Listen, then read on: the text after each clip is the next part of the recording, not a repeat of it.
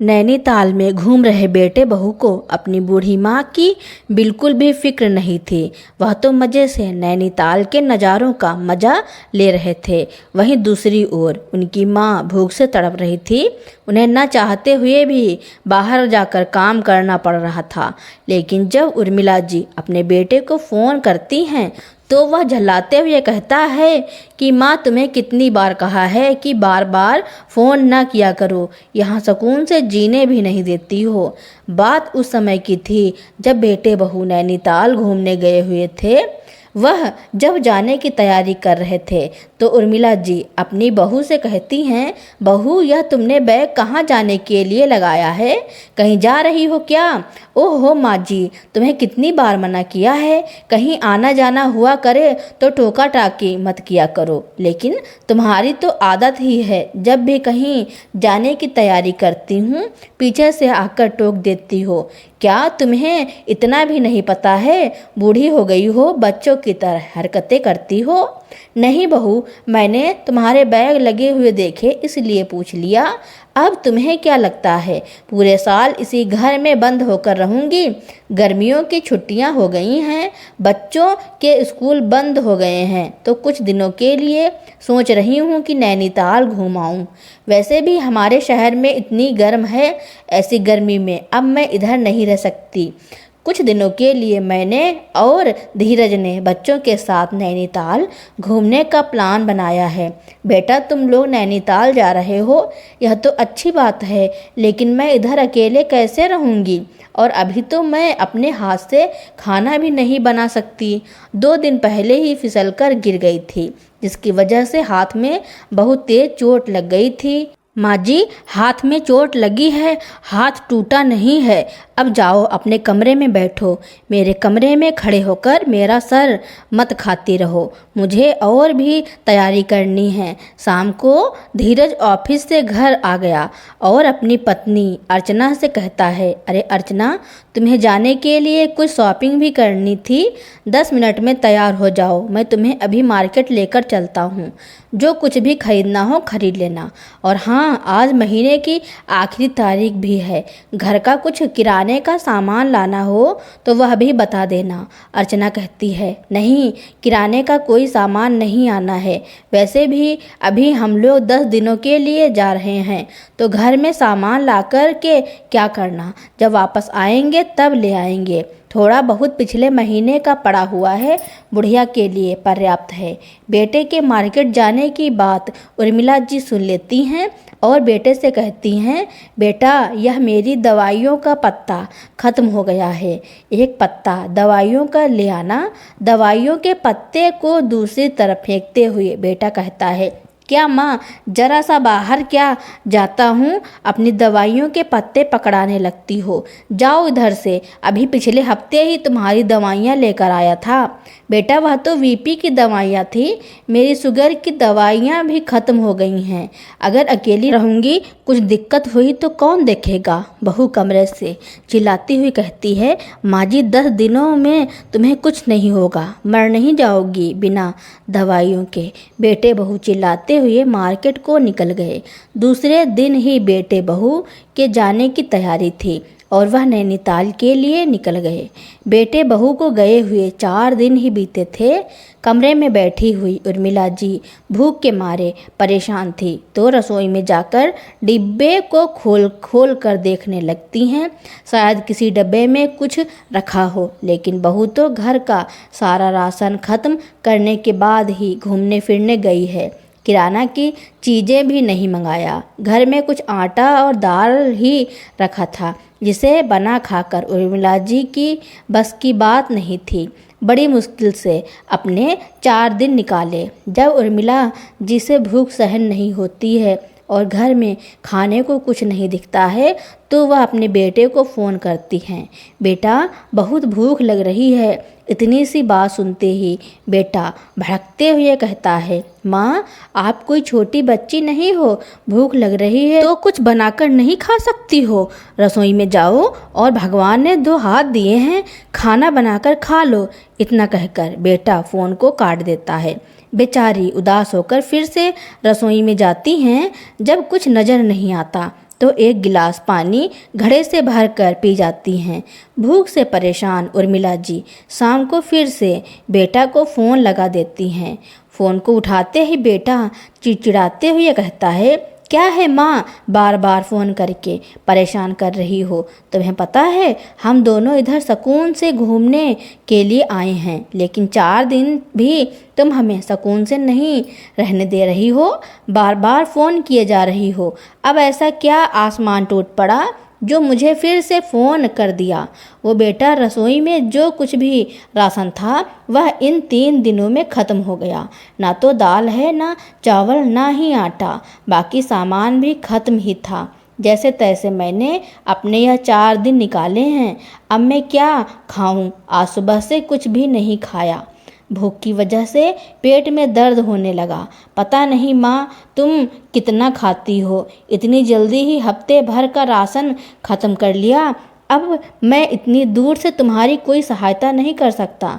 तुम्हें जो दिखाई दे उधर तुम करो, लेकिन मैं इधर से तुम्हारे लिए कुछ नहीं कर सकता। अपना पेट खुद भर लो। अब मुझे बार बार फ़ोन करके परेशान मत करना। जो भी परिस्थितियां हैं खुद ही देखो, मुझे परेशान मत करो। इतना कहकर बेटा फटाक से फ़ोन काट देता है। बेटे को आने में अभी पूरे 6 दिन हैं। इन 6 दिनों में कैसे रहा जाएगा? घर में ताला लगाकर उर्मिला पास के ही मंदिर की तरफ चल पड़ती हैं। रोज शाम के समय कीर्तन होते हैं और प्रसाद में कुछ न कुछ खाने को मिल जाता है। शायद मुझे भी उधर कुछ खाने को मिल जाएगा। यही सोचकर उर्मिला जी मंदिर की तरफ चली गईं। मंदिर में उस दिन चना और हलवे का प्रसाद मिला। प्रसाद को खाकर उर्मिला जी की पेट की भूख कुछ कम हुई। रात को खाने का इंतजाम तो मंदिर से हो गया, लेकिन सुबह से फिर वही हाल। बेटे ने भी अपने पास फ़ोन करने से मना कर दिया। दोपहर के 12 बजने को हैं। रसोई में ऐसा कुछ भी नहीं जिसे बनाकर खाया जा सके। एक पैसा भी बेटा बहू हाथ में रखकर नहीं गए कि बाद में ज़रूरत पड़े कुछ खरीद भी सकूं। बड़ी मुश्किल से उर्मिला जी किराने की दुकान पर गईं और उससे कुछ सामान खरीद लिया और कहा कि पैसे उधार कर लो, जब बेटा आएगा तो तुम्हें पैसे दे देगा। दुकानदार वाला अपने सामान को वापस लेते हुए कहता है, नहीं माँ जी, अगर तुम्हारे पास नगद पैसे हैं तो ही सामान मिलेगा। तुम्हारे बेटे बहू ने तुम्हें उधार देने के लिए मना किया है। कहा था अगर मेरी माँ तुम्हारी दुकान पर कुछ उधार लेने आए तो उसको मत देना, इसलिए मैं तुम्हें 1 किलो आटा भी नहीं दे सकता। दुकानदार की बात सुनकर उर्मिला जी दंग रह गईं कि मेरे बेटे बहू दुकानदार से मेरे कुछ लेने के लिए भी मना करके गए हैं। अब मैं क्या खाऊंगी? पास के ही एक बेंच पर बैठ गईं और आंखों से आंसू बहने लगे। सोचने लगी अपने बेटे के लिए क्या क्या नहीं किया, कितनी मुश्किलों से उसको पाला पोसा था। बचपन में उसकी हर एक चीज़ का ख्याल रखती थी, किसी चीज़ की कमी नहीं होने देती थी। अगर बेटा महंगी से महंगी चीज़ खाने के लिए भी कहता तो मैं अपने आटा और चावल के डब्बे में छुपे हुए पैसे निकालकर उसको दे देती और उसकी पसंद की चीज़ दिला देती। जब बेटा 10 साल का था तो साइकिल के लिए जिद कर गया था।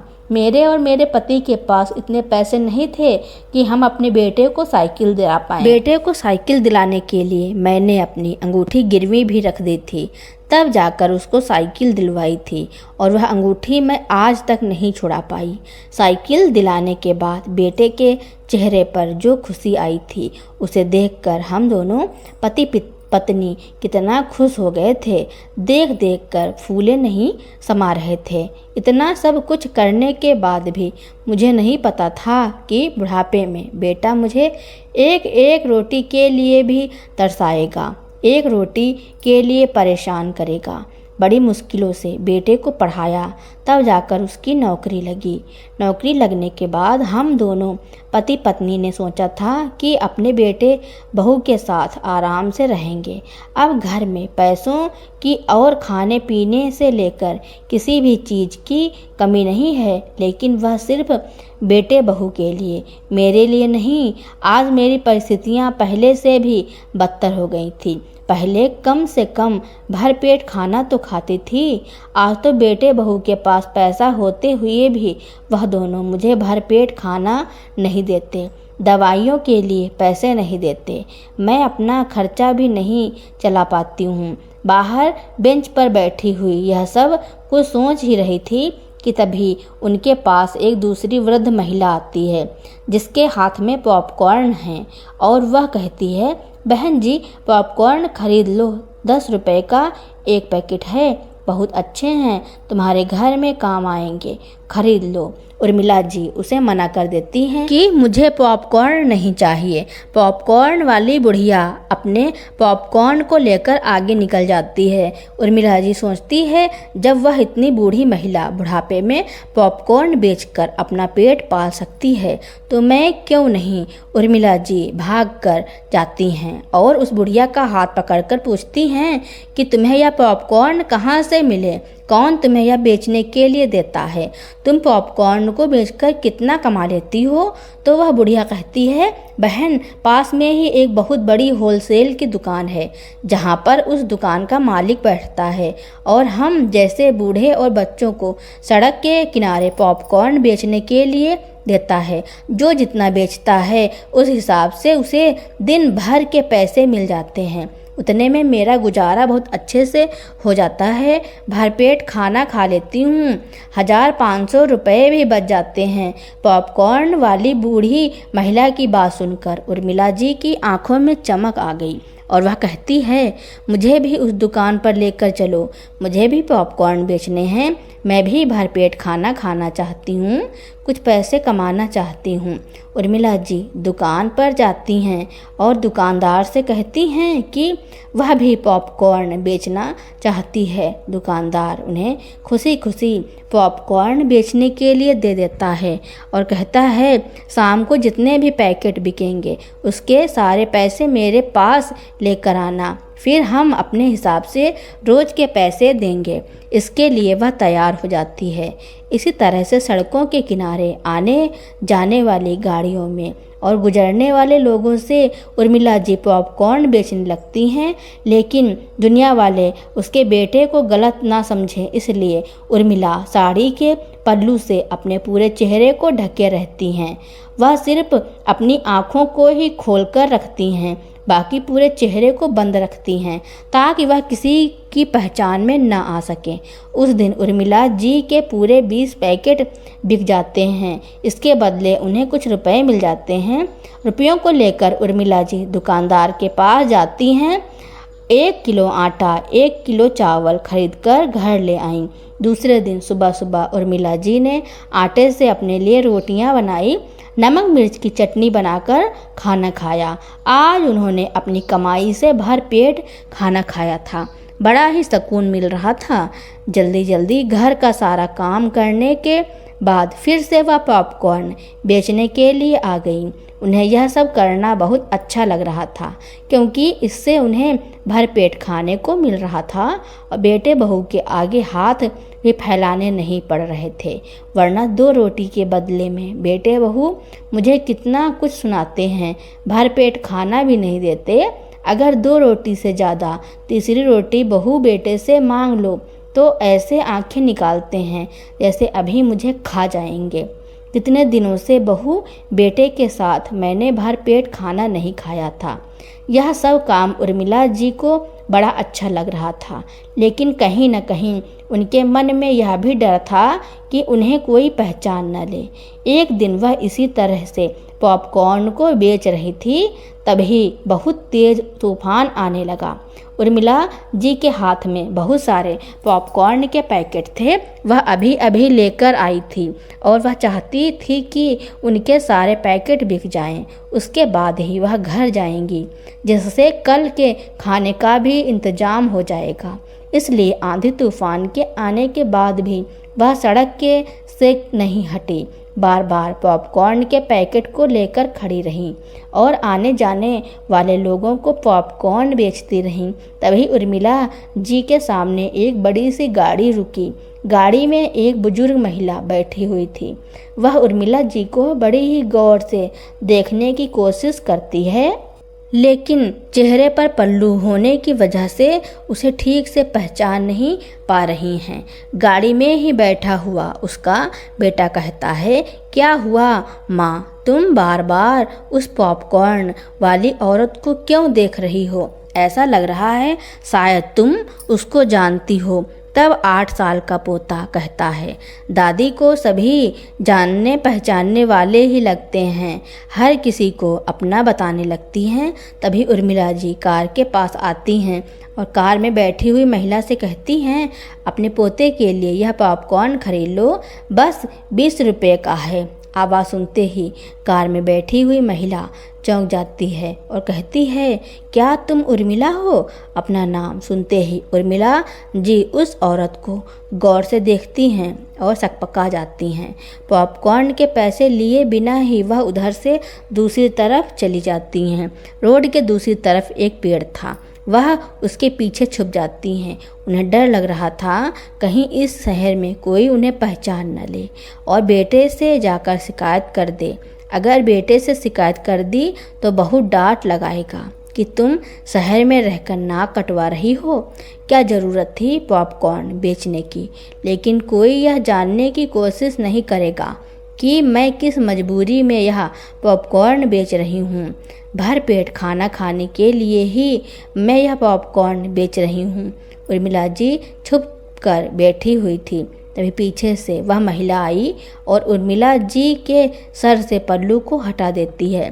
सामने उर्मिला जी को पॉपकॉर्न बेचते हुए देखकर उनको गले लगाकर रोने लगती हैं और कहती हैं, उर्मिला, मैं तुम्हारी बचपन की सहेली चांदनी हूँ। तुमने अपना क्या हाल बना लिया है और पॉपकॉर्न क्यों बेच रही हो? तुम्हारे बच्चे किधर हैं? उर्मिला जी को जिस चीज़ का डर था आज वही हो गया।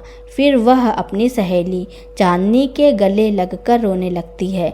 चांदनी जी पूछती हैं, अब सच सच बताओ उर्मिला, ऐसी क्या मजबूरी आ गई जो तुमको सड़क पर पॉपकॉर्न बेचने पड़ रहे हैं? रोती हुई उर्मिला जी कहती हैं, क्या बताऊं चांदनी, अपने पेट की भूख को मिटाने के लिए ही मैं सड़कों पर पॉपकॉर्न बेच रही हूँ। चांदनी जी बुजुर्ग लोगों की एक सामाजिक संस्था चलाती हैं। अपनी सहेली को देखकर उन्हें इतना तो अंदाज़ा लग गया था कि उनके घर की परिस्थितियाँ क्या हैं और वह किन परिस्थितियों से गुजर रही हैं। चांदनी जी कहती हैं, अरे उर्मिला, तेरे शहर में आई हूँ और तू मुझे अपने घर जाने के लिए भी नहीं कह रही है। चल, मैं तेरे घर चलती हूँ। घर चलने की बात सुनकर उर्मिला जी थोड़ी सकपका जाती हैं। उन्हें लगता है कि अगर अपनी सहेली को घर ले जाऊंगी तो उन्हें क्या खिलाऊंगी? मेरे घर में तो इतना सामान भी नहीं है कि मैं 4 लोगों का खाना बनाकर खिला सकूं, उनको ढंग का चाय नाश्ता करा सकूं। और मेरी सहेली तो इतनी पैसे वाली है, हालांकि मेरा घर अच्छा बना है, घर में सामान भी खूब है, लेकिन खाने पीने की चीज़ों की बहुत कमी है। चांदनी जी को तो उर्मिला जी की परिस्थितियों को जानना था, इसलिए वह जिद करके उर्मिला के घर पहुंच गई। उर्मिला जी के घर कल के कुछ पैसे बचे हुए थे, इससे वह दूध का एक पैकेट और थोड़ी सी नमकीन बिस्किट लाकर अपनी सहेली का स्वागत सत्कार करती हैं। अरे तेरे बेटे बहू दिखाई नहीं दे रहे हैं, वह कहाँ हैं? उर्मिला, मेरे बेटे बहू नैनीताल घूमने गए हैं। बच्चों की गर्मियों की छुट्टियां थी तो 10 दिनों के लिए गए हैं, आज शाम तक आने वाले हैं। कल ही बेटे का फ़ोन आया था। फिर तो अच्छा है, मैं तुम्हारे बेटे बहू से भी मिल लूँगी। कभी तुम्हारे बेटे बहू से नहीं मिली हूँ। तुम्हारी एक बेटी भी है, वह कहाँ है? वह तो अपने ससुराल में है। कभी कभार आती है। जब से उसके पिताजी गए हैं तब से वह हर 6 महीने में मुझसे मिल जाती है, लेकिन ससुराल में उसकी भी बहुत सारी जिम्मेदारियां हैं, इसीलिए मैं बेटी को परेशान नहीं करती हूँ। उर्मिला जी यह नहीं बताती हैं कि आखिरी बार उनकी बेटी 3 साल पहले आई थी, जब उनके बेटे बहू ने अपने बेटे के जन्मदिन पर उसे बुलाया था। उस पर सोने के हार चोरी होने का आरोप लगा दिया था, जिसकी वजह से बेटी का सबके सामने बहुत अपमान हुआ था, जिसकी वजह से बेटी ने मायके में आना छोड़ दिया। कभी कभार बेटे के फ़ोन पर मुझसे बात करके मेरा हालचाल पूछ लेती है। उर्मिला जी एक सवाल का जवाब दे ही पाती हैं, तब तक चांदनी जी दूसरा सवाल पूछ बैठती हैं। और तेरे बेटे बहू वह तेरा ख्याल तो रखते हैं ना? जानबूझकर चांदनी जी बार बार बेटे बहू की बातें पूछ रही थी, लेकिन जैसे ही बेटे बहू के बारे में चांदनी जी पूछती, वैसे ही उर्मिला जी के चेहरे का रंग उड़ जाता। तभी अचानक से दरवाजे पर किसी के आने की आवाज़ आती है। सभी लोग दरवाजे की तरफ देखने लगते हैं। देखकर उर्मिला जी चौंक जाती हैं, क्योंकि उनकी बेटी और दामाद दोनों ही सामने खड़े हैं। बेटी भागकर अपनी माँ के गले लग जाती है। माँ की हालत देखकर बड़ी ही दुखी होती है। चांदनी जी उसकी माँ की सारी बातें बता देती है कि उसकी माँ सड़कों पर पॉपकॉर्न बेचकर अपना पेट भर रही है, जिसे सुनकर टीना बहुत रोती है और कहती है, माँ इतना कुछ हो गया, आपने मुझे क्यों नहीं बताया? कैसे बताती बेटा, फ़ोन तो तुम्हारे भाई भाभी के पास ही है और वह मुझे थोड़ी सी ही बात करने देते हैं, लेकिन तू इधर कैसे आ गई? माँ मैं भाई भाभी की सोशल मीडिया पर नैनीताल घूमने की फ़ोटो देखी थी। मुझे लगा भाई भाभी घर पर नहीं हैं, तो चलो आपसे मिल लेती हूँ, वरना भाई भाभी के सामने तो मैंने सोचा था घर में कभी नहीं आऊँगी, लेकिन जब तक मेरी माँ है मैं अपने घर को और मायके को कभी नहीं छोड़ूंगी। आपसे बिना मिले मेरा दिल नहीं माना। चांदनी जी कहती हैं, बहुत अच्छा किया बेटा जो तू अपनी माँ से मिलने चली आई। अब तू ही अपनी माँ को समझा। तेरे भाई भाभी माँ के साथ सही नहीं कर रहे हैं, इतना तो मुझे और तुझे दोनों को समझ में आ रहा है। अगर तुझे किसी भी तरह की ज़रूरत हो तो मैं एक समाज सेवा की संस्था चलाती हूँ, बिना झिझक मेरे पास आ जाना, मैं तुम्हारी हर तरह से सहायता करूँगी। अब मैं चलती हूँ, मुझे एक ज़रूरी मीटिंग में जाना है। अगर ज़रूरी नहीं होती तो मैं बिल्कुल भी नहीं जाती, लेकिन जल्दी ही हम लोग मिलेंगे। इसके बाद चांदनी जी चली जाती हैं। टीना रसोई में कुछ बनाने के लिए जाती है, लेकिन देखती है कि रसोई में तो खाने पीने के लिए भी कुछ नहीं है, सारे डब्बे खाली पड़े हैं। जिसे देखकर टीना को बड़ा गुस्सा आता है कि घर में बूढ़ी माँ है और भाई भाभी उनके खाने के लिए कुछ भी नहीं रख कर गए हैं, इसलिए बूढ़ी माँ को अपना पेट भरने के लिए सड़क पर पॉपकॉर्न बेचने पड़ रहे हैं। माँ के पास जाती है तो कहती है, माँ भाई का नंबर दो, मुझे बात करनी है। बेटा नंबर तो मुझे याद नहीं है, हाँ टेबल पर एक डायरी रखी है, उसमें अपना नंबर लिख कर गया था और उसका एक पुराना छोटा सा फ़ोन पड़ा था, उसी को मेरे लिए रिचार्ज कराकर छोड़ गया। जैसे ही वापस आ जाएगा उसे ले लेगा, चाहो तो मेरे फ़ोन से फ़ोन कर लो। टीना अपनी माँ के फ़ोन से भाई के नंबर पर फ़ोन लगाती हैं, लेकिन माँ के फ़ोन को धीरज नहीं उठाता है, क्योंकि उसने पहले ही मना कर दिया था, मुझे बार बार फ़ोन करके तंग मत करना। बाद में टीना अपने नंबर से भाई को कॉल करती है। टीना का नंबर देख कर के धीरज और अर्चना दोनों ही चौंक जाते हैं और फ़ोन उठाकर कहते हैं, कहो टीना, आज कैसे याद कर लिया तुमने जो मुझे फ़ोन कर लिया? भैया यह तुम्हारा क्या तरीका है? तुम लोग घूमने गए हो और माँ के लिए घर में सारा सामान ख़त्म करके गए हो। माँ 4 दिन से भूखी बैठी है, रसोई में कुछ पकाने के लिए भी नहीं है। तुम लोग आराम से उधर घूम रहे हो। टीना, यह क्या बदतमीजी है? किस तरह से मुझसे बात कर रही हो? कोई अपने बड़े भाई से इस तरह से बात करता है? क्या लगता है तुम्हारा दिमाग खराब हो गया है? नहीं भैया, दिमाग तो तुम्हारा खराब हुआ है। आज टीना नहीं रुकती है। फ़ोन की सारी बातें अर्चना भी सुन रही थी। जब उसने सुना कि टीना मायके आई है तो फ़ोन छुड़ाकर कहती है, वाह टीना, तुम हमारे पीठ पीछे मायके आई हो। लगता है फिर से कुछ चुराने आई हो। पिछली बार मेरा हार चुराकर तुम्हें चैन नहीं मिला था, जो अब पीठ पीछे घर का सामान चुराने आई हो। अगर आना था तो सामने से आती। चोरी छुपके अपनी माँ से मिलने क्यों आई हो? और तुम्हारी हिम्मत भी कैसे हुई हमारे घर में आने की? अगर मैं होती तो तुम्हें अपने घर की दहलीज भी ना चढ़ने देती। भाभी, मैं तुम्हारे घर नहीं, अपनी माँ के घर आई हूँ, और जब तक मेरी माँ जिंदा है तब तक मुझे मेरी माँ के घर आने से कोई नहीं रोक सकता। तुम भी नहीं रोक सकती हो। समझ में आया? फ़ोन पर चिल्लाती हुई अर्चना कहती है, तुम ऐसे नहीं मानोगी। अभी मैं शाम तक आ रही हूँ और घर से धक्के मारकर निकालूंगी। ठीक है भाभी, आ जाओ, मैं भी तुम्हारा ही इंतज़ार कर रही हूँ। इतना कहकर टीना फ़ोन को काट देती है। टीना अपनी माँ को समझाते हुए कहती है, माँ, ऐसे आप कब तक घुट घुट कर भाई भाभी के साथ रहोगी? वह दोनों आपको पेट भर खाना नहीं देते, घर का इतना सारा काम करवाते हैं, खुद तो अपने ऊपर इतने सारे पैसे खर्च करते हैं घूमने में, बाहर मूवी देखने में, शॉपिंग करने में और पार्टियां करने में, लेकिन जब आपकी बारी आती है तो रसोई में कुछ खाने पीने के लिए भी नहीं छोड़ते, जबकि सब कुछ आपका है। यह घर आपका है, पिताजी ने बनवाया था और आपके ही नाम है। फिर भी आपको परायों की तरह इस घर में रहना पड़ रहा है, भूख को मारना पड़ रहा है। अब आपको अपने लिए कुछ ना कुछ कदम उठाना पड़ेगा। मैं क्या कर सकती हूँ बेटा? इस बुढ़ापे में मैं बेटे बहू को छोड़कर जाऊंगी भी कहाँ? जाने के लिए बहुत सारे रास्ते हैं, लेकिन हिम्मत तो आपको ही दिखानी पड़ेगी माँ।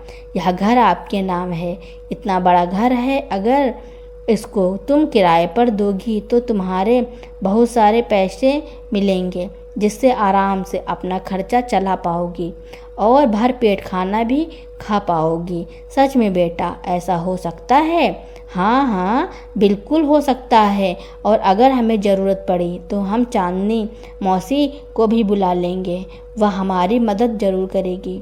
टीना, क्यों माँ को भड़काने में लगी हुई हो?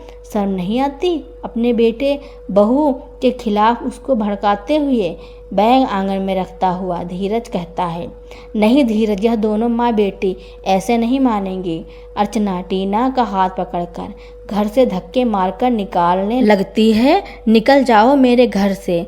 बहू के हाथ से बेटी का हाथ छुड़ाते हुए उर्मिला जी कहती हैं, खबरदार बहू, जो तुमने मेरी बेटी को मेरे ही घर से बाहर निकालने की बात कही तो मुझसे बुरा कोई नहीं होगा।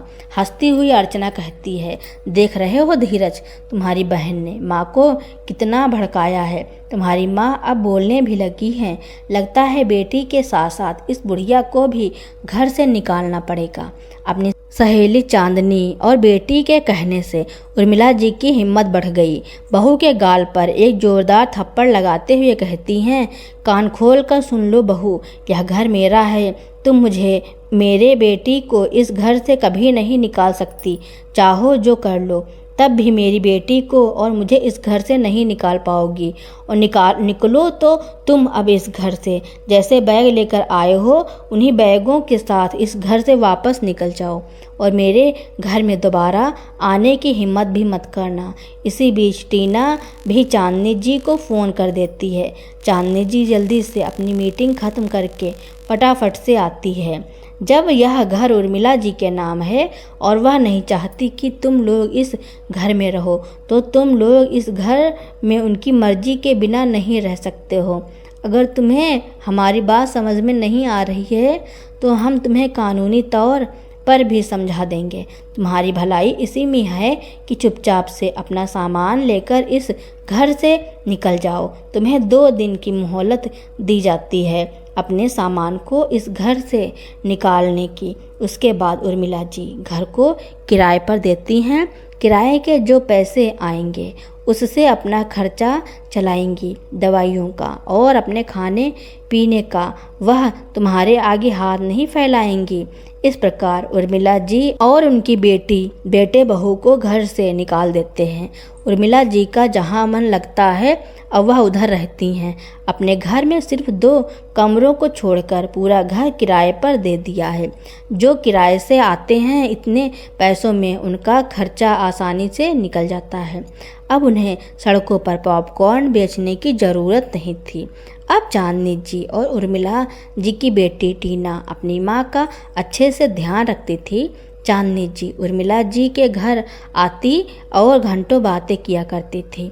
अब दोनों सहेलियां उसी संस्था में साथ साथ जाती थी और लोगों की मदद किया करती थी। उर्मिला जी के दिन अब बहुत अच्छे से कट रहे थे। वह ज़्यादातर समय अपनी सहेली चांदनी के साथ में बिताती थी। उर्मिला जी को अपनी सहेली के साथ बातें करना बहुत अच्छा लगता था। तो दोस्तों, चांदनी जी ने अपनी सहेली के लिए जो किया उसके बारे में आपका क्या कहना है और यह कहानी आपको कैसी लगी कमेंट में ज़रूर लिखना। मेरी स्टोरी सुनने के लिए आपका बहुत बहुत धन्यवाद। ऐसे ही इंटरेस्टिंग स्टोरियाँ सुनने के लिए मेरे चैनल को लाइक, कमेंट, शेयर, सब्सक्राइब एवं बेल आइकन का बटन दबाना ना भूलना, ताकि मेरी नई नई स्टोरियाँ आप तक पहले ही पहुँचती रहें।